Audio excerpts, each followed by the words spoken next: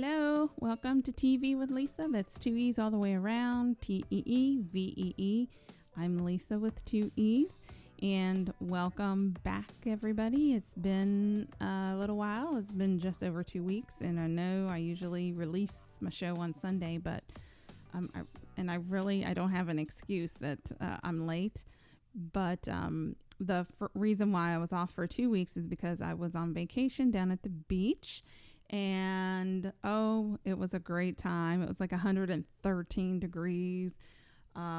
We stayed at an area that wasn't directly on the beach, so we had to drive to the beach every day, but we could not stay where we were because it was so hot. And while I was there, my very last day of vacation, I broke my leg. So that was exciting. And I wish I had some really thrilling superhero beach story, like I was running to save someone from a shark attack or something like that. But that's not really what happened. I was walking at the park in a paved area and it had a curb, and I pointed at something and was looking at that something, and the path curved slightly and I did not, and my foot went sideways on the curb. I twisted it, I fell on it, and I broke it. So that was really exciting, and not to mention embarrassing, because it was that a lot of people were at the park at the time. But if you ever seen that show, John Quinones, or whatever his name is, What Would You Do? I come to find out that when there's a park of about 150 people and someone falls, no one comes to help. I will say a young couple was leaving, and they did ask as they were leaving if I needed help. And two, my husband does not believe me just because I pull a lot of crap, and he thought I was joking when I said I couldn't get up. So that delayed my rescue. And three, I don't know, three, as I can't use crutches. I didn't cry the whole time. I didn't cry when I fell. I didn't cry being transported. I didn't cry at the urgent care. But I cried with frustration because I can't use crutches. I had to come back and go to the orthopedic. Come to find out, I just needed a boot, no cast. So that means no crutches. So the good news in all of this is I have been down and out, and I've been able to do nothing really except watch TV. But the bad news is I really haven't been doing well. I got to say I have been doing a lot. I have finished a couple series, like hour-long series, not 30-minute quickies either. And I have started new series. I haven't decided if I'm going to watch them or not. And I've caught up on all my DVRs. Even though in my recovery room that I've chosen to hide out in, I don't have a TV in there. We have like 4 TVs in our house, and I didn't pull one into the other one. So I don't know why I didn't do that. But so I've been kind of, when I do go downstairs, I do snag the main TV, kind of sit on the couch. And when I'm in my recovery room, that's my tablet watching. So that's that. My ass hurts, really. I love watching TV, but when you have to do it all the time, or when you're inside all the time, it's really not all that it's cracked up to be. I really don't have an excuse for not getting a show out before yesterday because I haven't been doing much. But I went ahead and got my butt off the bed, and now I'm sitting in the chair, so it still hurts, but that's what you get for, I guess, exercising. I guess I won't walk anymore. I mean, I've learned my lesson, people. I should have stayed in the trailer and watched some TV.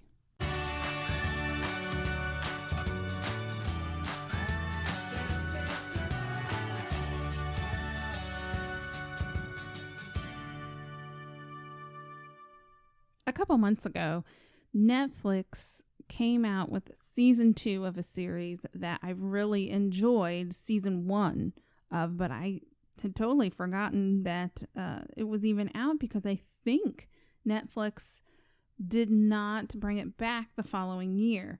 So they had season 1, a year passed, no season 2. Here's the third year, which should be season 3, and they came out with season 2. So when I saw it come on, or them telling season 2 is coming out, I was so excited. And it is Bloodline. And I'm sure if you have Netflix, you've seen it advertised on Netflix or somewhere. But Bloodline is a really, I don't know if suspenseful is the word, but you kind of want to know what happens next.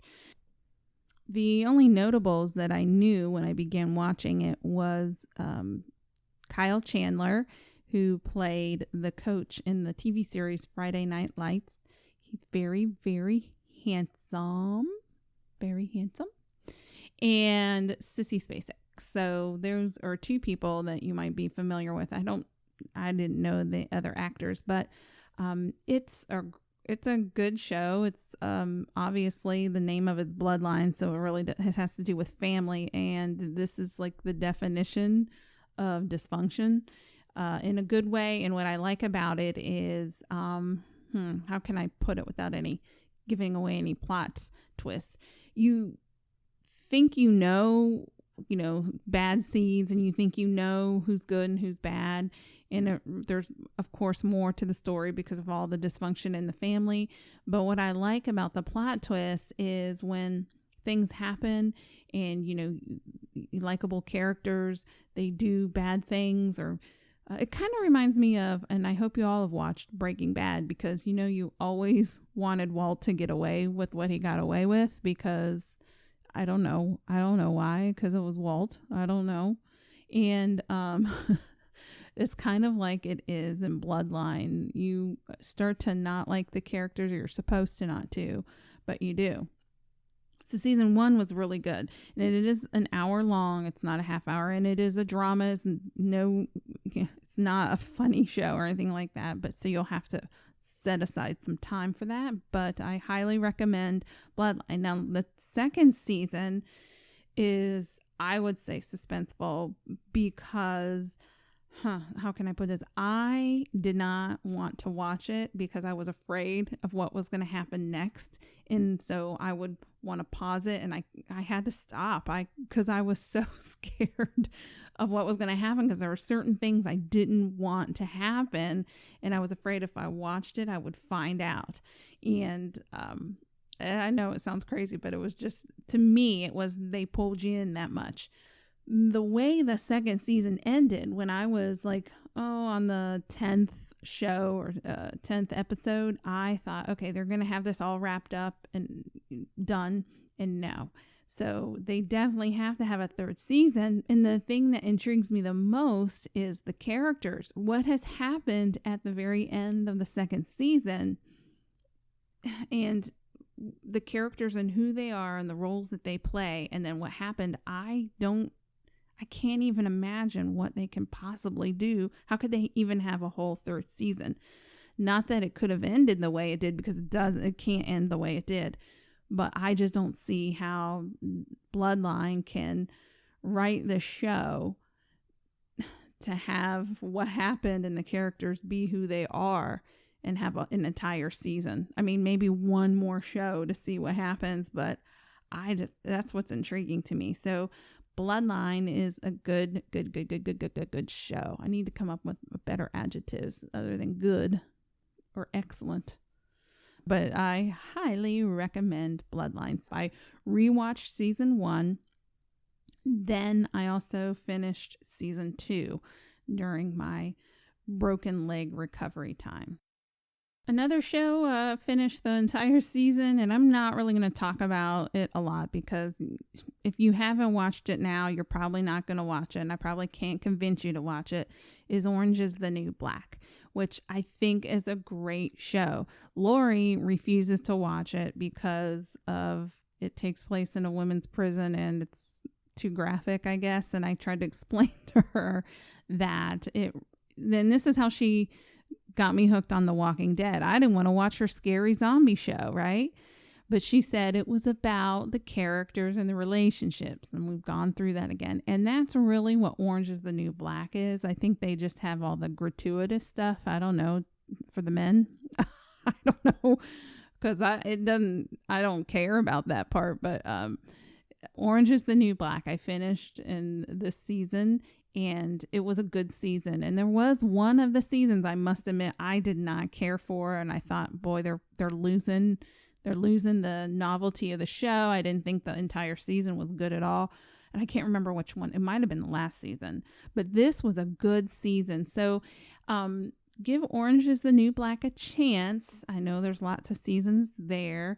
And just kind of ignore the offensive part. I don't know, because you really do love the characters and kind of finding out their story. Try the first season of Orange is the New Black, which is totally different from the other seasons, but I really think you'll enjoy it.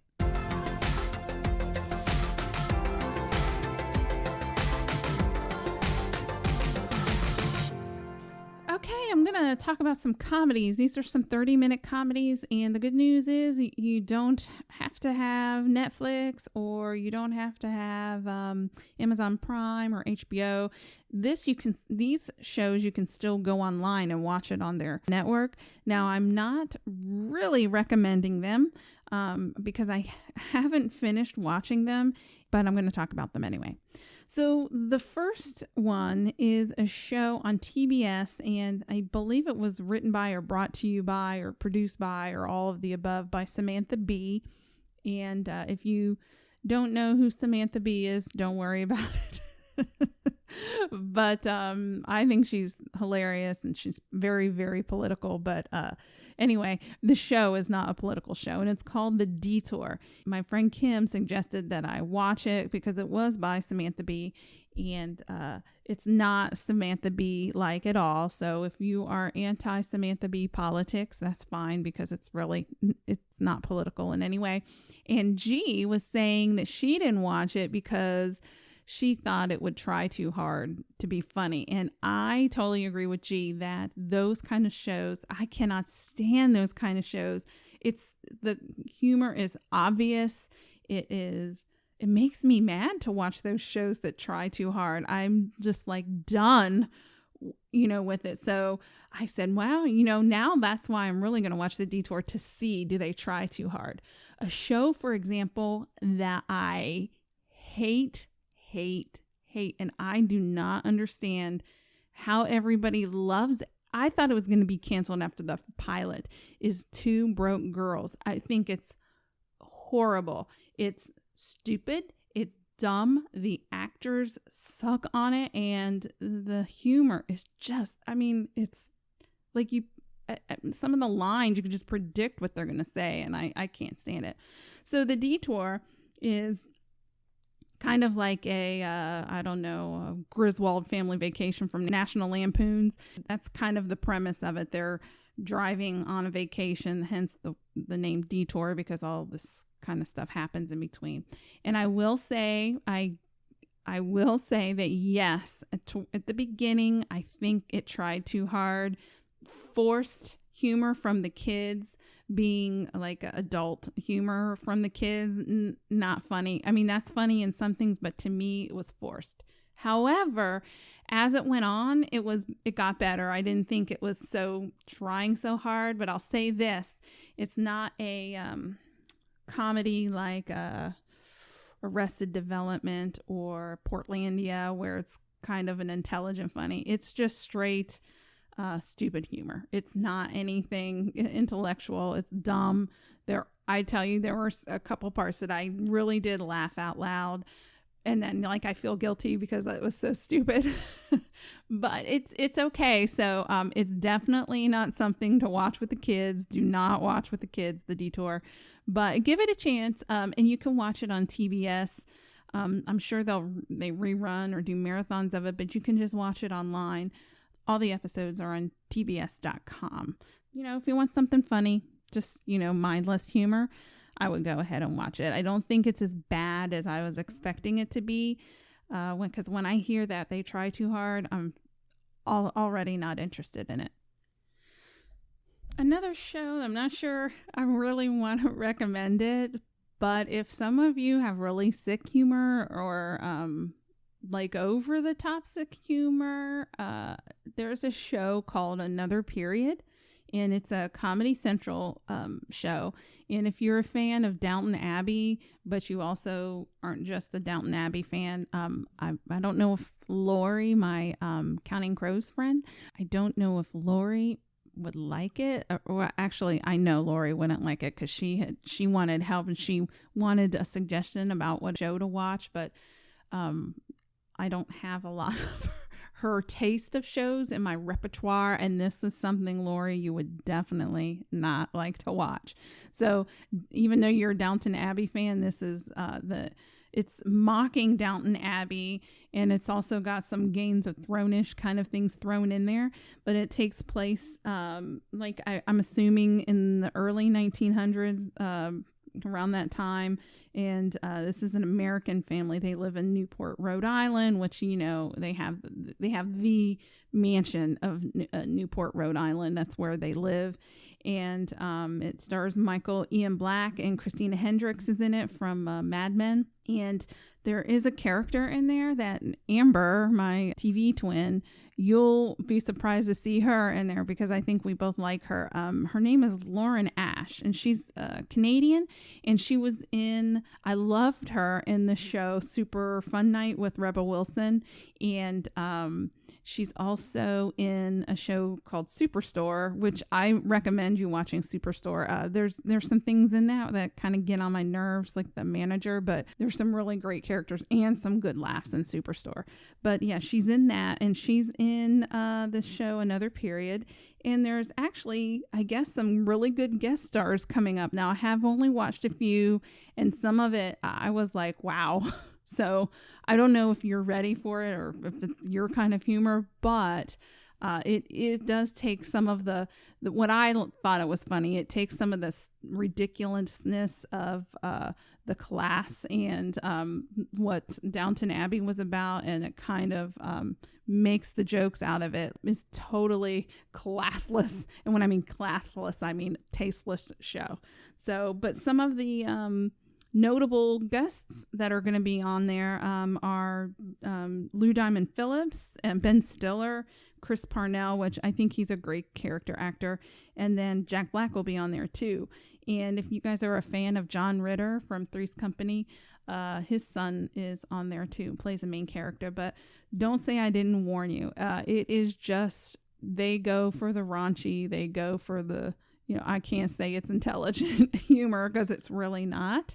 But the costumes that are supposed to be like period costumes are so hideously ridiculous. They look like they came from the store Deb. I don't know if you remember the store Deb back in the 80s and 90s. Hey, and I did work there for like 3 years, so I can say it. Just cheap looking clothes. The costumes are horrendous, and I think it's part of the joke, I hope, because it's so funny. So check out that's a half hour, and that is on the Comedy Central website that you can watch the first season. I don't know if there's a second season. I'm assuming there is, and I only got through a couple of those shows. So there you go. There's some raunch for you guys if you want it. Take it, leave it, do whatever you want with it. But there you go.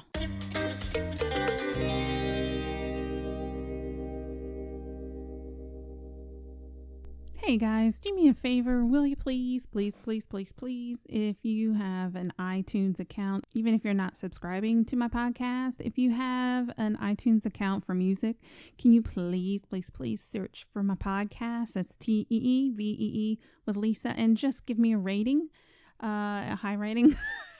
While you're at it, if you're going to rate me, just give me a high rating. Please, I appreciate that. Thank you.